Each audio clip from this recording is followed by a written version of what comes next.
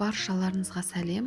Бүгін тағы да ерекше әдемі болып шығатын жаңа жылдық салатпен бөліскім келіп отыр. Піскен етімізді төртбұрыштап ұсақтап тураймыз.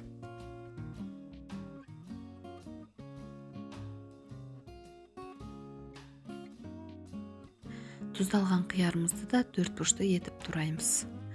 Мен бұл жерде кішілеу салат жасадым.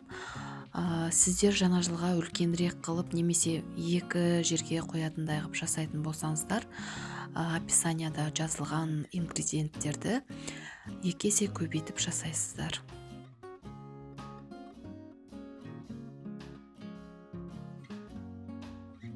Екі жұмыртқаның ақ уызын бөлек алып қоямыз. Ал қалған сарысы мен қалған жұмыртқаларды төртбұрышты етіп тураймыз.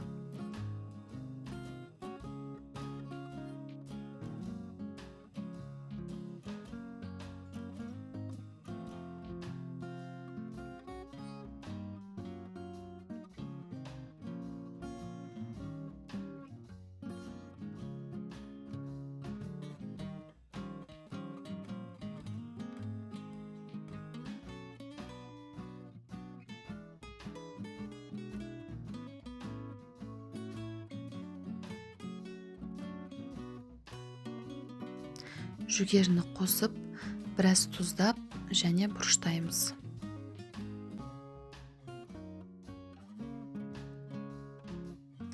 Біраз майонез құйып, барлығын араластырамыз.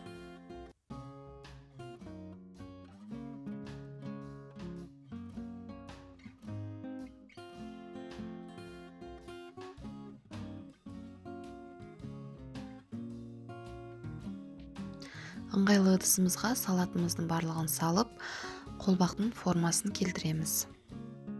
Достар, егер каналыма тіркелмеген болсаңыздар, міндетті түрде тіркеліп алыңыздар.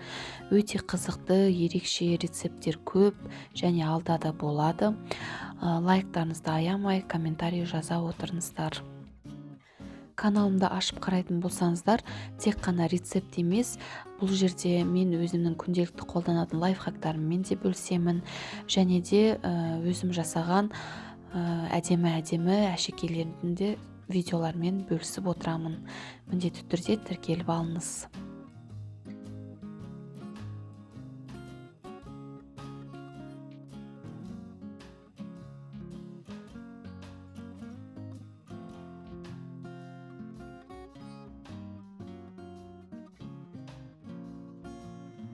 Піскен сәбізімізді үккіштен өткіземіз.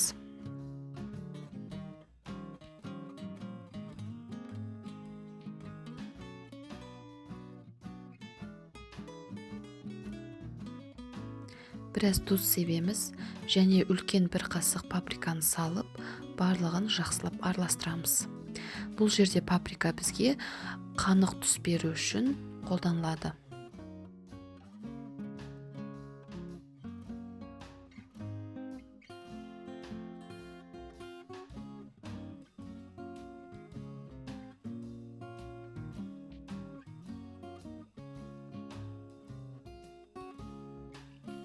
Енді екі шанышқының көмегімен жаңағы сәбізімізді қолбағымыздың үстіне барлығын дәл видеодағылай салып шығамыз. Тек қана қолбақтың бас жағына ғана сәбізді салмайсыздар. Осындай лопаточканың көмегімен барлық сәбізімізді жұлым-жұлым болып тұрмас үшін үстін тегістеп, шет-шетін барлығын тегістеп шығамыз. Жұмыртқаның ақ уызын ұсақ көккіштен өткіземіз.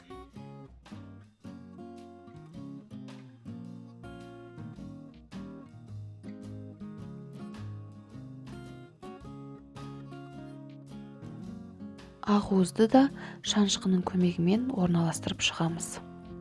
Және шет-шетін тегістеп басып шығамыз. Осылай әдемі қолбақ болып шығады. Дастарханға осылай да ұсынсаңыз болады. Бірақ мен әсемдейін деп шештім. Өздеріңіздің фантазияларыңызға байланысты кез келген нәрсемен әсемдей беруге болады. Майонезбен де әсемдеуге болады.